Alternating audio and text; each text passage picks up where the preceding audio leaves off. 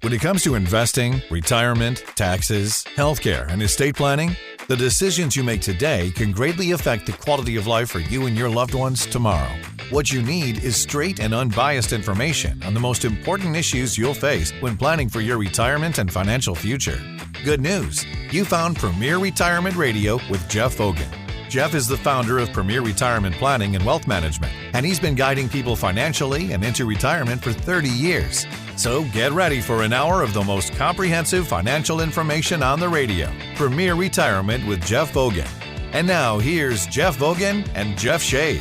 Thank you so much. Welcome to Premier Retirement with Jeff Fogan, the radio show that gives you the straight talk and honest answers you need to help you reach your wealth management and retirement goals through smart investing and careful planning. My name is Jeff Shea, and I'm just here to ask the questions, but the words of wisdom and solid advice come from Jeff Fogan, founder and president of Premier Retirement Planning and Wealth Management. Hey, Jeff, how you doing this weekend?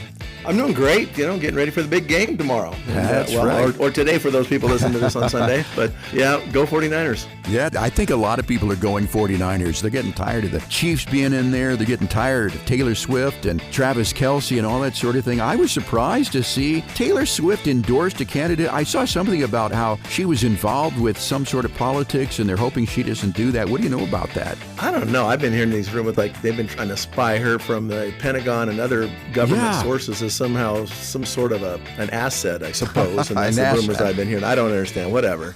And I don't know if she's been put in there to try to increase the following for the Super Bowl or whatever. I guess since we're not advertising, we can call it the Super Bowl. Yeah, everybody else has to call it big game. But anyway, Super Bowl is the Super Bowl.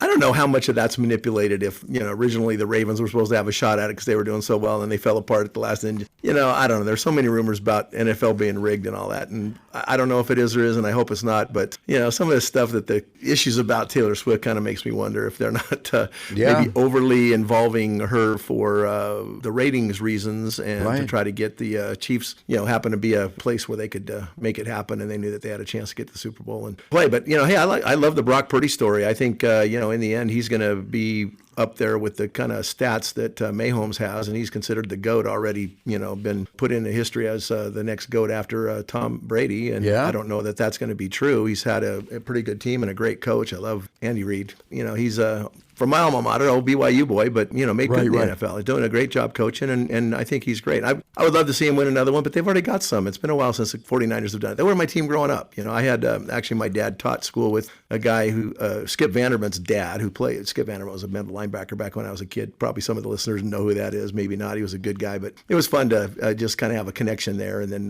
the Joe Montana and the Steve Young, another guy. I sat by Steve Young in school at BYU when he was still there. Actually, he was already a pro player, and he was going back to school, and got a few 49er connections that kind of still stick in my blood. So happy to see Brock Purdy coming around. He's a Arizona boy, local kid from just up the street here. So would love to see them, get their turn and, just kind of settle the Chiefs down for a bit. Well, I think most people have determined here, listening to us here the last couple of minutes here, that we're rooting for the 49ers. Nothing against the Chiefs, I guess, but, hey, they've been there. They've done that outside of Kansas City. We could talk about sports for the rest of the program here, Jeff, but of course people have tuned in to us to hear about what's going on in the economy and with their finances and their journey towards retirement. This past Sunday, I understand Fed Chair Jerome Powell was on 60 Minutes. I didn't have a chance to see the program, but the takeaway was that he says that the time is coming to cut the interest rates, but it's not going to be in March. Some people think that it's going to be in May or June. So what do you think about that? Do you think that it's time to cut interest rates? Is Jerome Powell doing the right thing? I think he's kind of walking a tightrope there of causing more inflation or causing a recession.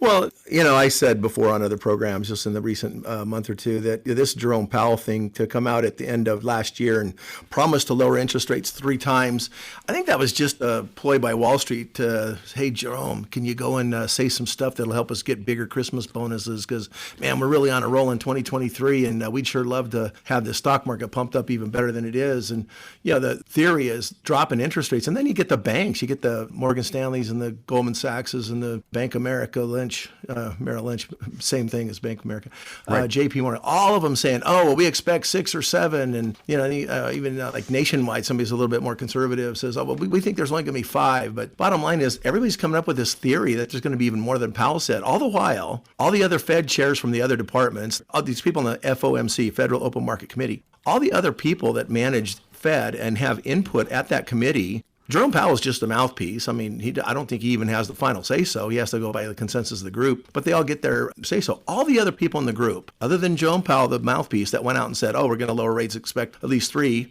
next year. And everybody thinks, oh, it's going to be as early as March. That's when it's going to happen. But all the other Fed people say, no, we've never even talked about that. That's never even come up. We've still got inflationary pressures. We've still got economic problems. All the while you've got Janet Yellen, who's basically, grew up, her dad was in the Fed and Treasury and all that kind of stuff. I don't remember what positions he held, but she's like a Fed trust baby who kind of inherited this position. That somehow she's a guru because she's related to one and has DNA of one, but she's the biggest bozo that I've ever heard talk. Every time she says something's going to happen, it happens the opposite. Mm-hmm. Every time she says, and then, a couple of weeks ago, she's out saying, oh, this is the best economy we've ever had. Really? Well, tell that to the people trying to buy bread at 3 times what it used to cost. Tell people trying to buy gas for their cars that's double the cost. Tell people who, have to borrow on credit cards to eat and make ends meet or take second jobs, which, by the way, all this big jobs numbers that they always, fake. ADP says there's like, what was it, under 100,000 jobs created or maybe 100,000-ish. And then the government, they have this new guy, Bernstein, I think is his name, who's supposed to oversee this department, comes up with this new number. Oh, 338 new jobs. Like, really? And they're all government jobs. They're all second jobs. They're all part-time jobs.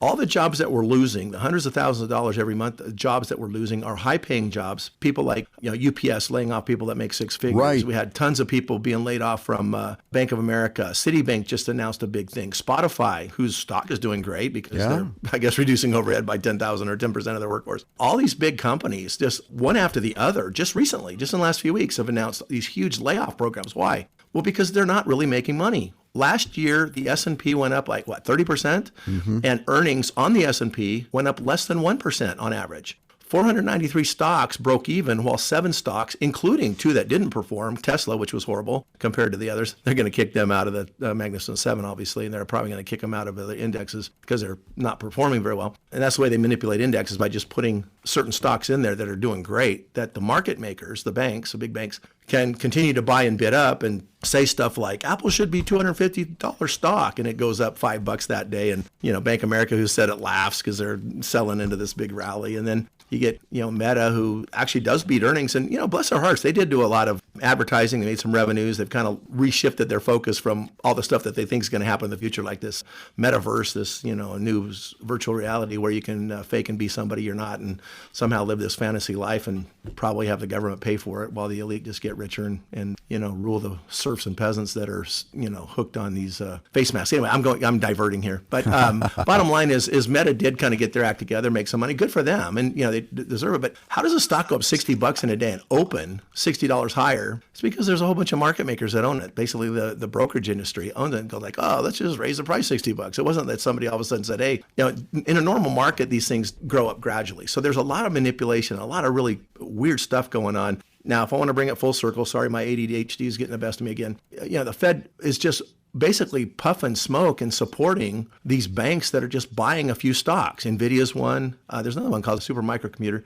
going crazy. All these have potential in the AI space. NVIDIA's getting tons of sales. They can't even create the chips. They have such a backlog. They have to build new buildings and spend billions of dollars that they haven't even spent yet, trying to keep up with these orders that they may or may not be able to even fill, yet somehow the stock goes through the moon. Meta has some real profits, good, but the stock goes up $60. That's crazy. It's already double fair value before the good earnings. And the good earnings, because last year they lost a ton of money because they were throwing money down rabbit holes that didn't work and doing research of stuff that, is going to be for the future AI, but they decided to get back to their core business and actually make money. So all of a sudden their earnings, which were dismal a year ago, are beat by 25%. Whoopee-doo. Yeah, there's just a lot of disconnect in what's really happening in the market. Fed chair is a puppet for Wall Street, I think, and he just fueled the fire so that we'll overpay for already overpriced stocks and continue to do so that they can end up making money. I mean, there's a lot of banking stuff I can talk about here today that, is going to, come full circle, and I think is going to cause some serious problems in the banking business. We just saw a New York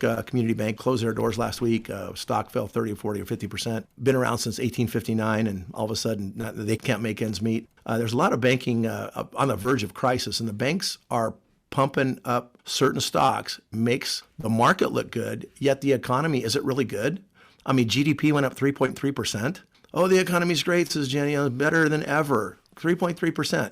Okay, that's $1.5 trillion roughly in growth, and most of it's government spending, which they borrow. or they take from us as taxpayer money. So, I mean, is that really GDP growth? Oh, and by the way, just the debt service on the national debt cost $2 trillion. So we're going in the hole. The GDP, we're not growing our economy. We're getting deeper and deeper in a hole because we can't even keep up with the inflation or the debt service that we've already created, which has actually spiked the inflation and caused a lot of the problems that we're in. So you've got that to be looking at. Again, I heard Biden say out of his mouth, we're in the best manufacturing revolution, renaissance, whatever, is a recovery ever in the history of the country. Yet there's like 11 different territories that gauge manufacturing, and I believe every one of them's down, some down double digits, but every manufacturing center, manufacturing is down. How does that equate to a strong, robust economy? Here's another huge divergence. First of all, there's only like 2 stocks that are actually dragging the entire S&P up, NVIDIA and Microsoft, but Microsoft came in with kind of boring earnings, so it's kind of out of favor. And then Meta came up with better earnings, so now it's Meta and NVIDIA going up just to berserk, absurd levels. You know, a year or two ago when NVIDIA was $200, you know, they thought it could be a $500 stock in the next 4 or 5 years based on AI. It got to $500 within a year. Then they upped the ante and said, well, it could be a $600 stock by the end of next year if they can cover all their sales and stuff. And it goes up to $600 like immediately. Then somebody comes out and says, well, it could be an $800 stock. That was just like, a few weeks ago. And it goes up to $700 in like 2 days. People are willing to just throw money. And I don't think it's actually people. People are jumping on the boat because it's going fast and they want a wild ride. It's like Mr. Toad's Wild Ride. I mean, who knows when the next turn's going to be. But here's the deal. When it can go up that fast because market makers, banks are only going to buy and put all their money on 2 or 3 stocks so they can make it look like everything's fine and so that they can make money. The big banks are making money because they're buying all these stocks and their portfolios because they make the market. In other words, they own these stocks. They make the market and these go up. But they're not buying everything. What's being sold at their expense? The divergence between the mid caps and small caps has never been worse. Russell 2000. You know, at the end of the year, I was actually looking at the Russell 2000, some of these value and low cap stocks, and, you know, with the hopes and the anticipation that they would actually have some earnings this year going into next year, because we thought, you know, economically we were going to do a little bit better than what these reports are showing. And these reports, most of them are BS that look good, but all of them are inflationary in nature, which means how can you lower rates if everything that they say that's going good, like employment, new jobs, and so forth, and inflation's kind of manipulated number, it's not really down where it needs to be to have a healthy economy. How can the Fed lower interest rates? The fact is they can't. Now, the ones that do get hurt even more with high interest rates than some of the big companies, even though tech does hate high interest. But by and large, the small and mid-cap companies that are trying to grow and trying to become bigger cap companies need to borrow money. So they haven't been able to do so at a decent rate, and they're struggling. The Russell 2000 over the last couple of years has not had that rebound like the S&P and the Dow did, and the NASDAQ. But the S&P, Dow, and NASDAQ is based on just a handful of stocks, a few, the Magnificent Seven, which really was only like the Magnificent Three, that actually drove that entire index up because of the way they cap weight the indexes and they kind of fake us out. So everything's being manipulated. It looks like a great ride, but honestly, it's all speculation. There is nothing based on earnings, nothing based on true growth. Pay more for it worth now because next year we think it could actually make some money. Well, last year they said the same thing, and the stock market was break even. Only a few stocks actually made money and grew their earnings.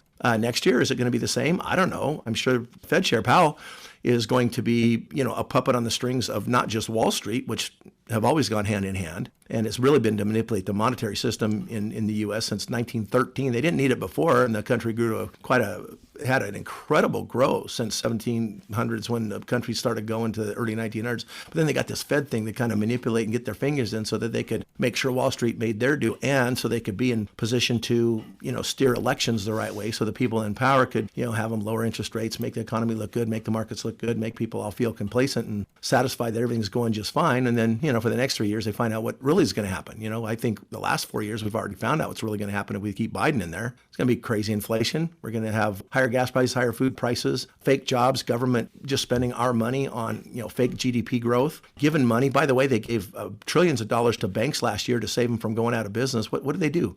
They bought all their crappy mortgages and their notes that were on like commercial property and things that, you know, weren't paying, that were in default. We're going to reset this year. And guess what? In March, all those loans that they made to banks come due. The banks actually have to buy those mortgages back. Us as taxpayers currently own trillions of dollars of crappy mortgages that the Fed's going to make them buy back. Or maybe not. Maybe they'll kick that can down the road till after the election. But there's a lot of things that are just disconnects from what's really happening and somebody's saying that we're in a great economy going ahead. And I'm not trying to be doom and gloom. I'm just saying this market that's getting ahead of us, and we keep hearing the news saying, oh, these companies are making so much money. Well, what about AMD? Didn't make money. Microsoft was disappointing. FedEx really disappointing. UPS laying off tons of people, disappointing. It's just not really happening on a broad base. But if you can just pick Meta and Amazon out of two, or NVIDIA, who's selling stuff they can't even fill orders for, and call that the entire economy's good. I mean, look at the Russell 2000, flat and going down now. That divergence has never been wrong. It's always ended in a sell-off of the big stocks and always ended in a recession. Got the yield curve inverted, always ends in a recession. The only way I can see the Fed,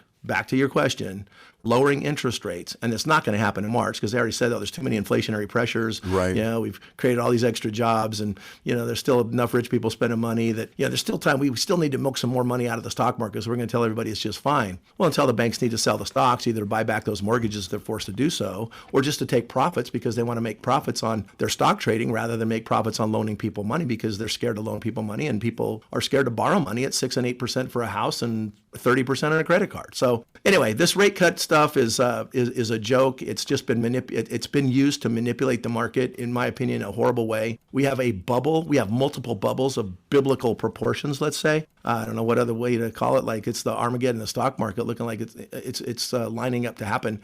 Like I said, I don't want to be a doom and gloom, but I just want to be a realist. I want to get prices of stock back to normal values where they make sense to buy. I want to take the ride up next time that the economy actually is growing, when we kind of get this settled out. There are cycles in the economy. We go through cycles. We have to have resets once in a while. So what? Over the next 30 years of your retirement, you're going to have a few of them. This is just one of them that is staring us in the face right now, and they're trying to fake like it's not going to happen. Bottom line is, I think you need to be more defensive than offensive unless you're a speculator and you have money to lose. It's just like rolling the dice on a craps table. You may or may not win. So that's my take on the rate cuts and the fake news that we've been getting about, why the market's doing great. We're talking with Jeff Logan of Premier Retirement Planning and Wealth Management here in Tucson and also up in Mesa. Once again, if you'd like to sit down and talk with Jeff, it's obvious that Jeff really does study this market, knows what's going on, and he uses that knowledge and experience to put you in a good position to get you where you need to be in retirement and to help you make the best choices when it comes to your retirement investments. If you'd like to talk to Jeff about your individual situation, once again, we offer a no cost and no obligation. We call it our Premier Retirement Roadmap. To get yours, call 520-780-9059. You can do it this weekend if you want. Leave your information there. That is your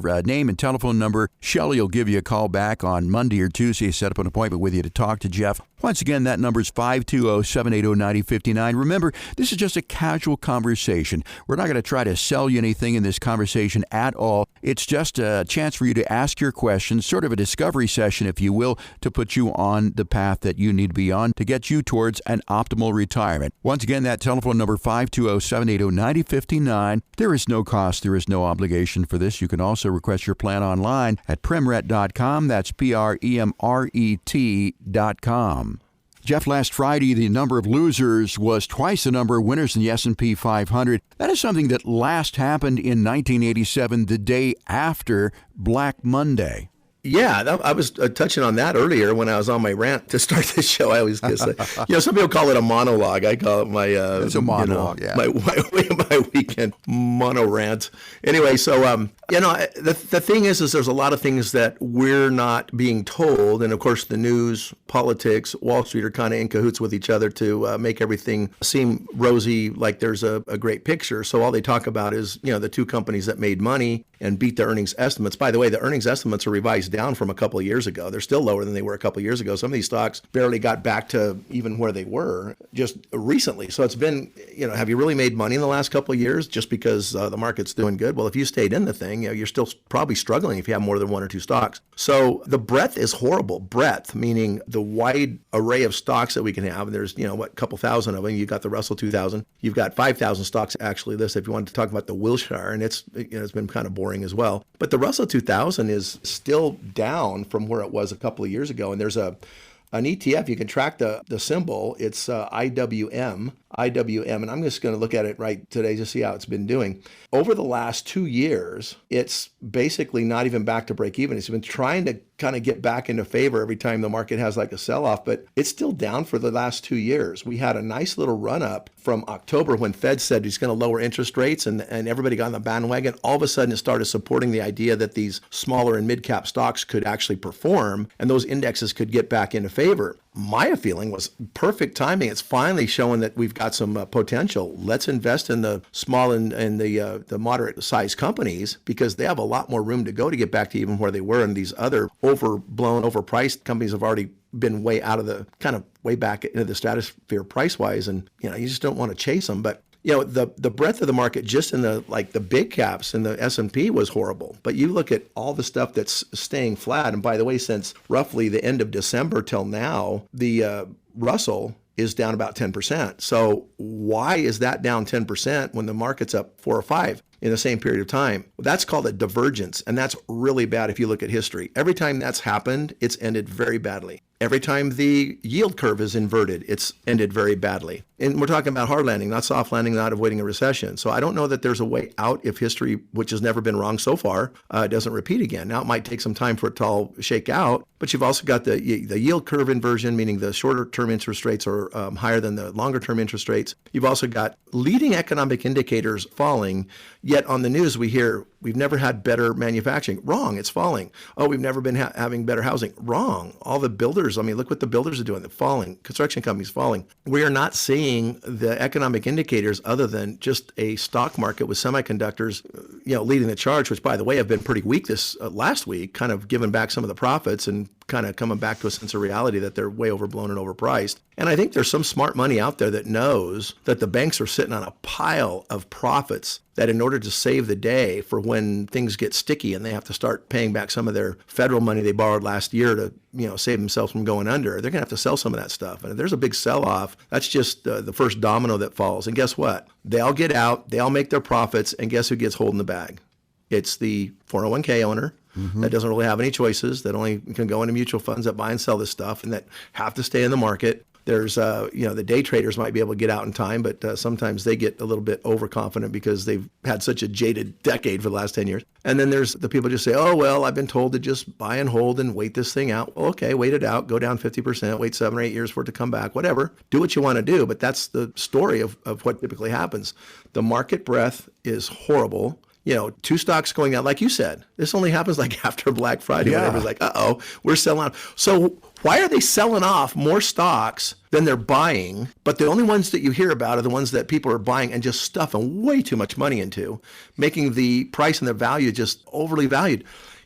Why would people be buying a Toyota Corolla for $200,000 right now? Well, that seems like what they're doing with stocks. Why can't we wait till the price of that Toyota Corolla 20 years from now is really worth $200,000 and, it makes more sense. But right now we're buying all these hype stocks, but the real value of the stocks, knowing that these companies are losing money, their earnings are going down, not up, and their stock prices on the broader market is reflecting the true economy.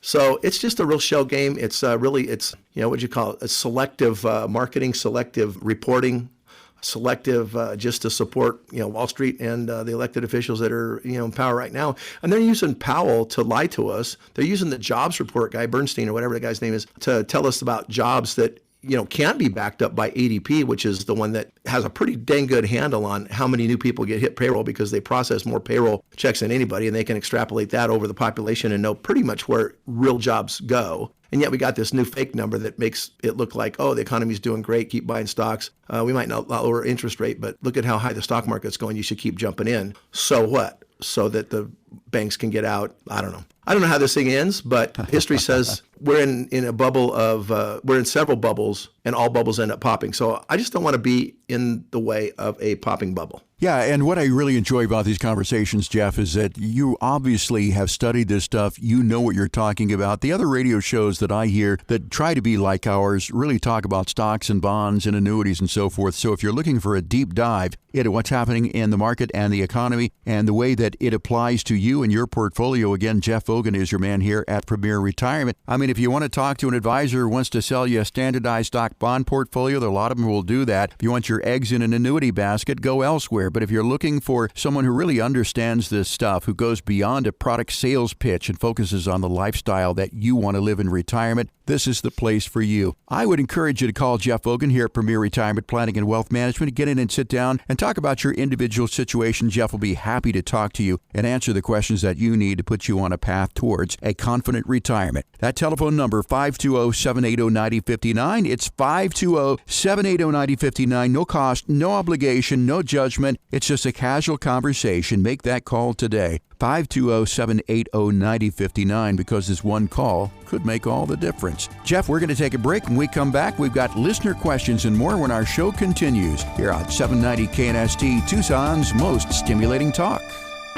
You can't start a trip you've never taken without a plan, and you can't start your retirement journey without a comprehensive plan to get there safely.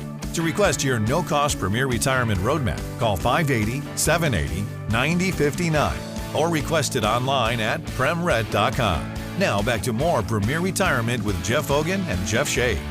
If you're just joining us, you're listening to Premier Retirement with Jeff Vogan, founder and president of Premier Retirement Planning and Wealth Management here in Tucson and Mesa. Once again, if you have missed the first part of our show, you've missed a great conversation about the market and the economy. If you want to hear it all over again, or as I've said, if you've missed any part of the show, you can hear it by going to our podcast. Anywhere you get your podcast, search for Premier Retirement with Jeff Vogan. You'll find this show and many of our past shows so you can stay on top of your journey towards a successful retirement. Okay, Jeff, in this section, we do listener questions this week. As always, we have 3 of them. We'll kick it off with Jerry listening to us in Tucson, and he writes, I have 2 retirement accounts managed by a large broker, but they perform below the S&P 500 and other indices in 2023. I also have accounts I manage myself, and these performed above major indices. I'm paying a pretty fair amount of fees to have my accounts managed, but after 2 years, I'm not thinking it's worth it anymore. Based on the latest review, I feel like I can manage and grow my accounts much better on my own. Am I really looking at this the right way? Well, yeah, I don't know that you're looking at the right way. If you've been taking advantage of this run-up, this manipulation of just a few power stocks like the Magnificent Seven, you could do really well. But you can also remember what they did. They underperformed and lost, on average, like 70% of their value if you consider, some of the losses that went down a lot in 2022. So, where there's higher returns and beating the S&P doesn't mean you're always going to do it unless you're day trading. And if you're good at it, then do it. I mean, you can use some charting and momentum and see when there's more buys and sells. There's some really cool charts and trading programs out there that, would help you know when to get in and out, probably time these stocks a little bit better, regardless of what the fundamentals. Fundamentals aren't driving the market right now. They're lying to us on the news, but there really aren't any fundamentals. There's the liquidity that the government is injecting into the economy through banks was like $4 trillion last year, but they took out in the monetary tightening like $3 trillion. So, it should have made the market flat, but this other money's circumventing the whole program. So basically they're hiding the fact that they're still doing QE, but they're pretending they're doing a QT, but that's only affecting, the normal citizens and investors like you and me. It's not affecting the big institutions that they're trying to prop up. So, if you're on board with some of that, great, but just know when to get out. The other thing is your advisor might be like us. If you want me to try to beat the S&P, then you better be willing to take all kinds of risk. I don't like that, frankly, because I'm the guy that doesn't want to lose sleep over. I want to sleep on the weekends, just like I want you to sleep on the weekends. I don't want to have everything out at risk just because I can beat the S&P from a month-to-month basis. Now, if you have a 3 different accounts and you've got one that you say, hey, I want this to be aggressive because I'll never need that money. I just want to shoot for the moon and I don't care if I have to wait. We've got some really good managed accounts. We use some hedge fund managers that are really good at trading and can buy and pick those stocks and have done, very well over the last several years. So you might be able to have access to that, not have the worry or the pressure of doing it yourself and still have similar results to what you're getting right now. We can also use some hedging techniques that might help, minimize the risk a little bit. But I'm guessing that your advisor is probably more diversified than you just picking a few stocks and mutual funds that beat the market, because it's really hard to do if you have a diversified portfolio. Mutual funds, for example, have to have a diversified portfolio, yet there's less than 20% of mutual funds beat the indexes. Why? Well, the indexes are cap weighted, meaning the biggest companies like the Magnificent Seven, which can drive the entire profit. 7 stocks can drive or be accounted for the entire profit of the S&P 500 because 493 stocks basically were flat. So if you have a diversified portfolio, if you came here and I got audited and I only had you in 6 stocks, I'd probably say, what's your problem, dude? I mean, how in the world is that a diversified portfolio? Well, it's not. It would be diversified if I had other stuff, like some principal protected accounts, maybe some LERPs that are giving you some tax-free cash flow for other things, or even some short interest bond accounts that are paying 5.5% right now that, don't have any risk, that'll keep your money liquid and that can keep you in a better position. I mean, if you have 5% money with no risk, you're making money no matter what. Well, you could have made 23% last year, but you could have also lost money the year before. If you had a 3 to 5% return over the last 2 years, you're still ahead of the roller coaster ride in the market. And I would venture to guess that you had a bad 2022 as well. So look at the overall picture. Are you getting a complete plan? Are you paying fees for the complete plan? By the way, we only charge fees for the managed part of our portfolios. We don't charge fees for the comprehensive planning that we do with, some of the tax advantage plans, some of the principal protected plans. Those companies might pay us up front and they never pay us again, but we manage that and we still watch that for you, even though we only make fees on the smaller amount. So your fees would go down in a situation like us. If you hate fees and you're a fee weenie, I get it. But if all you're trying to do is swing for the fence and make a ton of money because you have more than enough income to live on and you like doing what you're doing, then keep doing it until you don't like it. There's no sense in paying a fee if you're trying to hit home runs and somebody else just wants to keep hitting singles and make sure you stay on base in the next market crash. So again, your values might not be in line with your advisor, and that might be the biggest problem. It might not be just because they're a bad manager. They're managing it within the realm of where they think their best options are. In fact, my best options are I'd rather work really hard for you not to lose money than work really hard to see if I can beat the market and buy NVIDIA as it doubles over the next 6 months and take a chance on it being chopped in half over the next 6 months too, because it could go either way. That's speculation. Investing is a more diversified, slow and steady approach, like the tortoise in the race, not the hare. There's a lot of people that claim to be investors, and I think they're just speculators. And yeah, from time to time, they can beat the market. Over the long haul, I don't know very many managers, even professional managers, that do that. And I don't know that many individuals that have done that unless they've just been in a few stocks because they got lucky. Maybe they worked for a company when it was on a run and they got a bunch of company stock, or maybe they were just kind of married to that particular stock for a long time. I mean, if you bought Apple stock 30 years ago when it was first a little penny stock, or maybe it wasn't, maybe more than that, but you're a very rich man now and you could have done it on one stock. Well, is that the right way to do it? No, you just got lucky. But again, I'm not cutting for what you're doing. You might be very insightful. You might be a really good analyst, even though I don't think fundamentals drive anything with stock market right now. So I don't know how you're doing it other than just jumping on trains that are going fast and beating the market because you've got a lot less stocks than 500. So I would just caution you to make too much judgment about your advisor. Find out what they're doing and why they're doing it. And if your values don't align, then move back and do it yourself. If you say, oh, okay, well, how about I just manage my play money because it's inconsequential to my lifestyle or my long-term plan, but you manage the slow and steady money, Mr. Advisor, and you're worth a fee because you're going to save me from losing 50% of my assets if the market crashes. Jerry, we appreciate you listening to us here in Tucson, and we'll send you out Jeff's book, Retirement: The Road Ahead. Okay, Jeff, next question here. Dave is listening to us in Casa Grande, and Dave says, I'll be turning 73 this year and will have to take around $53,000 from my retirement accounts for an RMD. This is going to add about $5,000 to my tax bill for 2024. If I take that full $53,000 out today, will I have to pay the Internal Revenue Service quarterly estimated taxes of $1,250 each during the year here in 2024? But if I wait until December 2024 to take out the full $53,000, will I just have to pay the $5,000 in tax when filing my 2024 taxes in April of 25? I can't seem to find an answer to this, so any help would be greatly appreciated. Well, I'm just going to say double check your taxes because if you've got Social Security, I'm sure you do. You've got somewhere between 1.2, 1.5 million in IRAs, or you wouldn't have to take out the 53,000. You're saying that you're in a 10% marginal tax bracket. I find that hard to believe. If you save that much money, you've probably got some good Social Security. That 53,000 is going to be considered provisional income. So even though you may have been living on non-IRA assets plus your Social Security and maybe not paying any tax on your Social Security, guess what? You will now. A lot of your Social Security is going to end up being taxed. In fact,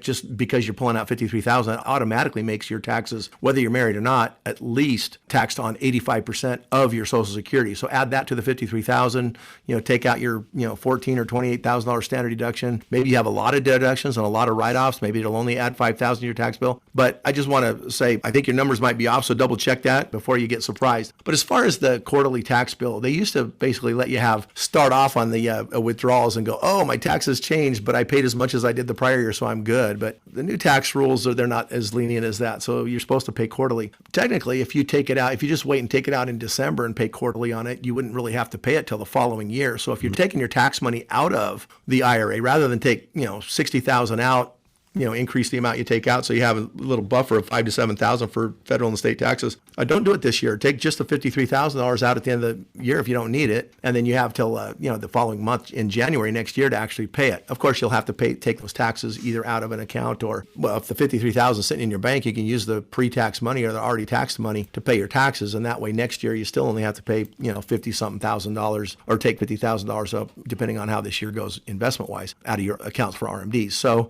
again, you should pay those quarterlies. I would double check your taxes because you're probably going to be short at $5,000 in my opinion, because the next tax bracket's 12 and then it goes to 22 after that. But 12% taxes on that, depending on where you're at. So I just have a problem believing it's down at 5 unless you have a lot of deductions or you really don't have any other income. So, Dave, double-check those numbers. We hope that it comes out okay. And, again, we appreciate you listening to us in Casa Grande. And, again, your book, Retirement the Road Ahead, is on its way to you. Next question, Jeff, is Laura listening to us in Dove Mountain. She writes, I have a 19-year-old college sophomore daughter who's coming into a large sum of money, about $800,000. What's the best way for her to invest and set herself up for the future? Considering her age, I would love for some of that money to be inaccessible to her. Now, if I say the sky is blue, she says it's green, so I'm not the best person to advise her. I do know she wants to keep some money to live on for the next year or two, but other than that, she has no concrete plans. What is your advice in talking to a 19-year-old or investing $800,000? Man, if I could go back in time and had money like that, or my kids did, I would totally look at a LERP situation. The problem is when you're 19, you don't have a net worth, you can't load it up. However, if you want to have her set up something for the future, for retirement, or to front end load it maybe over 7 years, you can do that at age 19. And I've talked about LERPs. It's basically a life insurance. It's basically a tax-free bank. You do through a life insurance company. You overfund life insurance. If something happens to her, let's say, she'll have it if she's healthy. If she wants to get married later, she'll still have it, cover her family if something happens to her as a mom or whatever. I would look at that as one option to tie some money up, but look at it at what the power of that would be. Maybe 6 figures, much better than a 6-figure tax-free income for retirement, even if she wants to retire early. And whatever she sets up in that type of an account, she can use to put as a down payment on a house, to pay for her first car, to pay for her wedding, whatever. She could do a lot of stuff with maybe a third of that $800,000. Also, if she knows more than you, she also probably knows more than any advisor could tell her, because she'll tell.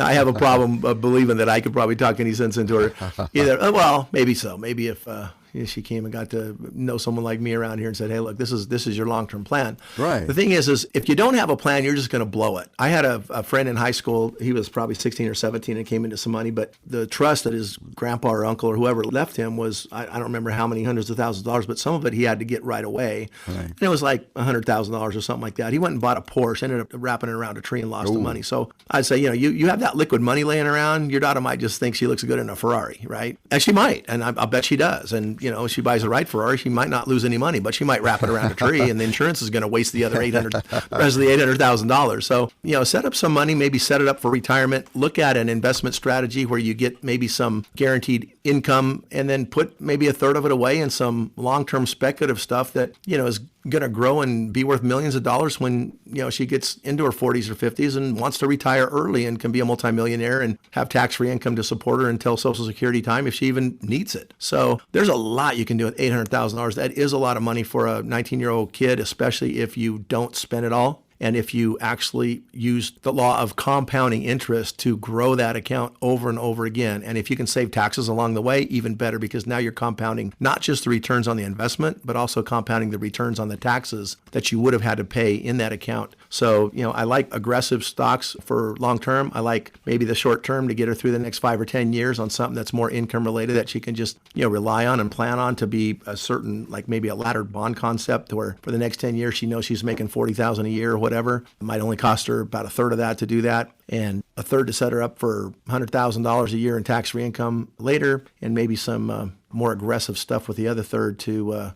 see if she can make 10x or even more than that on her money and have a few $1 million or more when she gets ready to retire. And Jeff, Laura doesn't say the source of this $800,000. If it's an insurance payout, something like that, that would be tax-free because it's insurance money. But if it is inherited money, does she have to pay taxes on that? I mean, should she be thinking about the tax implication right off the bat before they think about anything else? Well, there is. And you get a step up in basis on most inherited money. So I'm assuming it is after tax or tax free. But if it is like an IRA, like an inherited IRA, somebody said, hey, all my kids are rich, but I want to leave this to my granddaughter, the college sophomore, because it'll help her get through school. I'm going to leave my IRA to that person. Then she has only 10 years to deplete that, and she will have taxes coming out. But that's obviously something that we would need to put out in the income plan spreadsheet to find out, how to get out of it the most, efficient way. And honestly, for a 19-year-old girl making $80,000 over the next 10 years, if you had to liquidate it from an IRA, would be a lot smarter than being in a 22 or 24% or 25% bracket max would be a lot better for a 19-year-old who could probably write off some tuition or some college expenses and things like that, would keep her maybe even in the 12 bracket. But if she took that whole amount out to redeploy it, like I suggested earlier, and it was an IRA, she'd end up spending over $300,000 just in taxes when she got out of that. So we wouldn't want to do it in lump sum. We want to make sure we utilize a plan to get that out in the most tax efficient manner as well. And again, she doesn't say, whether her daughter's going to be going to college, anything like that. Certainly that would help with college expenses. I like the idea of buying a house. I mean, if she put a down payment on a house, that's a lot. She could probably buy a house outright if she puts a down payment on a house. Today mortgage rates are at 7%. So there are a lot of details that we don't have about that. And again, Laura, if you'd like to come in and bring your daughter with you and talk to Jeff, certainly would invite you to do that. Call 520-780-9059 to schedule your appointment. Listening to the program today and you've got a question for us, send it in to us by going to premret.com. We'll be happy to answer it on the air. If we do, we will send you out Jeff's book, Retirement, The Road Ahead. Once again, that number 520-780-9059. That is also the number that you would use to get your no-cost, no-obligation Premier Retirement Roadmap. Jeff will talk about an income plan, investments to support your income plan, a tax plan, healthcare cost, and an estate plan. It's just a brief conversation to cover all of those areas to make sure that nothing is left out in your retirement plan. Again, no cost and no obligation for that whatsoever. 520-780-9059. You can call it this weekend. Leave your information and Shelley will give you a call back on Monday. And as always, you can find out more information about our firm online at premret.com. That is premret.com. Jeff, every week we talk about a case of the week, so let's dive into it this week. What was your case of the week this past week? It might just be the strategy of the week. I've had similar cases like this. A client retired from one of the high-tech companies in town, and this person, again, when I talk about net worth, this person's net worth a little over $8 million. If your net worth is $800,000, this whole thing still works for you. Just take a zero off everything I say. If you have $80 million, this technique will still work for you. You just add a zero. So again, it's all relative. So I'm not going to try to say, I only work with $8.5 million. This particular person has some tax problems coming up. They've got, about $3 million just between IRAs. Well, actually about 2.5, I guess.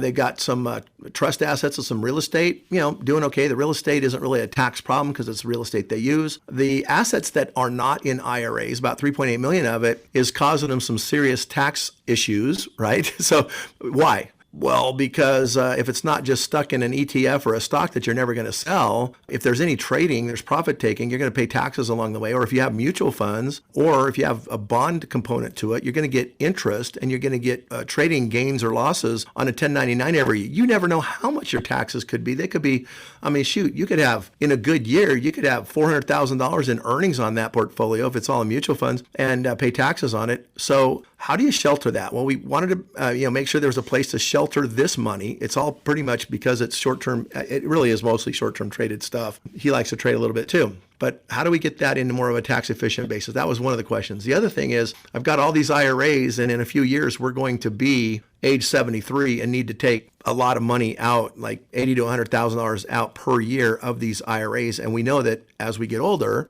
they're going to continue to have to take more and more. So the plan was this. We put about half of the trust assets into an indexed principal protected asset. Now, these people are wise enough to understand, and they've been listening to the radio show and, have seen me for the past several months. They've just been kind of figuring a lot of things out and finalizing IRA distributions and retirement. So now they're ready to roll. But about half of this money is going to go into a principal protected account that if you back test earns anywhere from about 8 to 15%. But if you look forward, let's just say it pays less than the 8.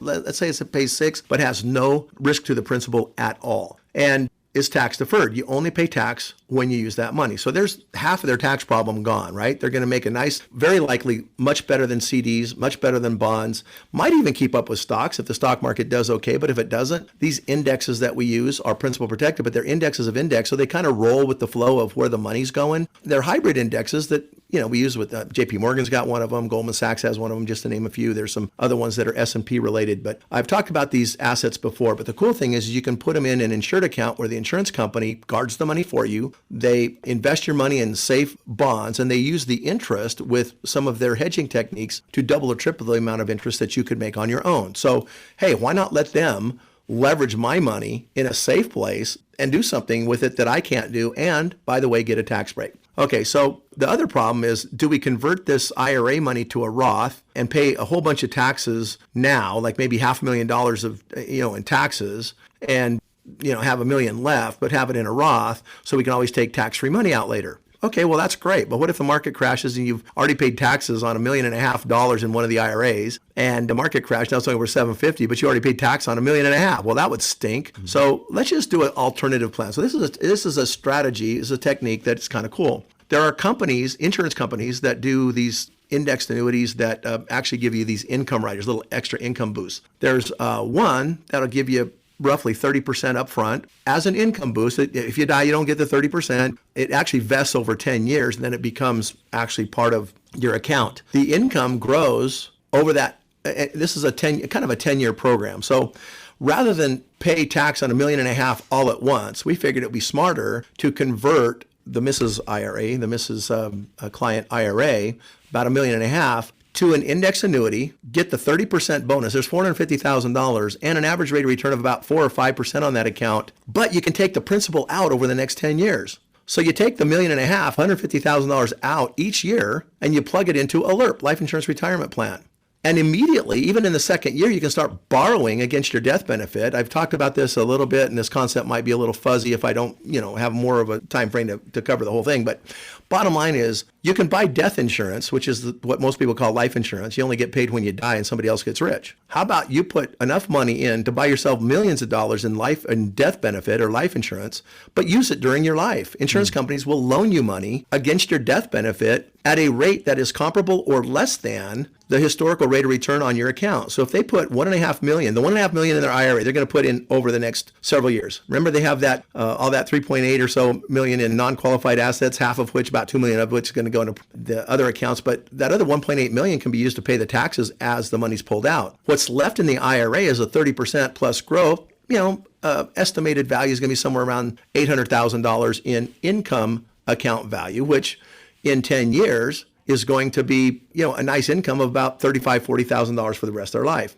In addition to the fact that they just moved $1.5 million over into a LIRP, Life Insurance Retirement Plan, where they start first year taking $100,000 a year tax-free for life. Actually, it's a little bit more than that on average, but in their case, $100,000 was the number that we used, and that's what they plan to do. So they're going to put $1.5 million from the IRA. They're going to pay taxes on that IRA over time. Hopefully that $150,000 is going to keep them in kind of that 28 bracket rather than going into the 40 bracket that they would if they were trying to convert the whole thing to a Roth right now. So we're going to do it over a period of time because it makes more sense tax-wise to stay in the 28 or 30 bracket rather than be in the 40 bracket one or two times and lop off that big investment capital to the tax man right away. So that's just one way of skinning that cat. Turns out that their income is actually, their livable income when all this is said and done is going to be about $300,000 plus, but they're only going to be paying taxes on about $200,000.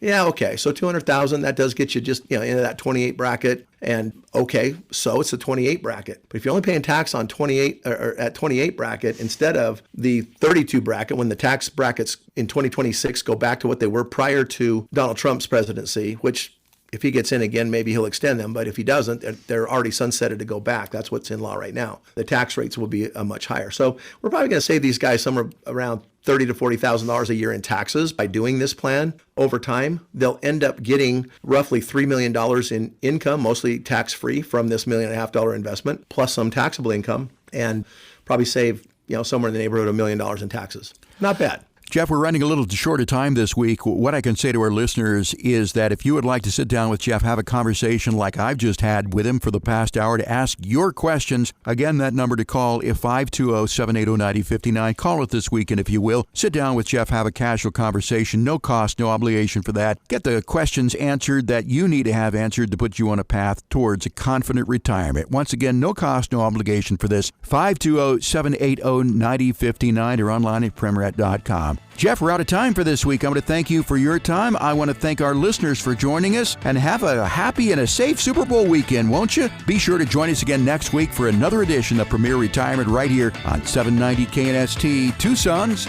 most stimulating talk. Investment advisory services provided through Premier Wealth Advisors, LLC, an Arizona state-registered investment advisor. Securities transactions are placed through TD Ameritrade. Insurance and annuity products are offered through Premier Advantage Inc., DBA Premier Retirement Planning and Wealth Management. Investing involves risk, including the potential loss of principal. Any reference to protection, safety, or lifetime income generally refer to fixed insurance products. Insurance guarantees are backed by the financial strength and claims paying abilities of the insurance carrier. The show is intended for informational purposes only and is not to be construed as advice or recommendations. Due to show format, accuracy, and completeness cannot be guaranteed. Premier Retirement and its representatives do not provide legal or tax advice and may only conduct business with residents of states and jurisdictions where they're properly registered.